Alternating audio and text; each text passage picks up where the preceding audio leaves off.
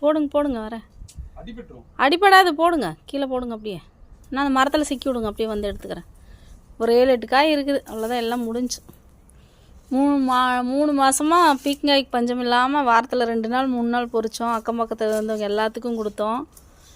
இப்போ அடுத்தது அங்கே புடலங்காயும் பாவக்காய் செடி வந்திருக்குது. பாருங்க, தக்காளியும் சீசன் முடிஞ்சிச்சு, அவ்வளோதான். காப்பெல்லாம் கம்மி ஆயிடுச்சு. பெருசு பெருசாக இருந்துச்சு, இப்போ அதுவும் எல்லாம் முடிஞ்சு. அது எத்தனை நாளைக்கு தான் காய்க்கும்? 3 மாதம் ஆச்சு.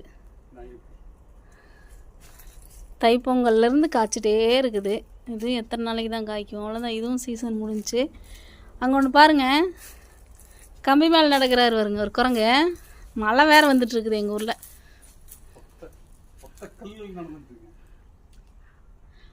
அட குரங்குக்கு பிறந்த குரங்கு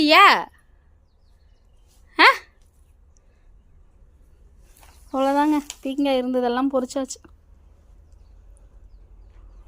இதோட இன்னும் பீக்கங்காய் சாம்ராஜ்யம் முடிஞ்சிச்சு. நான் அடுத்தது இது பண்ணணும். இதெல்லாம் பார்த்துருக்கீங்களா?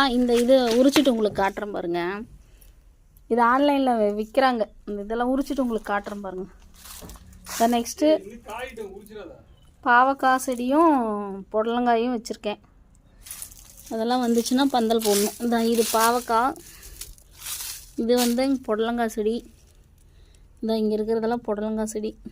இது வளர்ந்ததுக்கப்புறம் இதுக்கு பந்தல் போட்டுட்டா இதாயிரும்.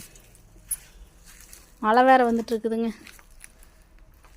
நாங்கள் என்றைக்கெல்லாம் துணி துவைக்கிறோமோ அன்னைக்கெல்லாம் மழை பெய்யும். குரங்குக்கு பிறந்த குரங்கு.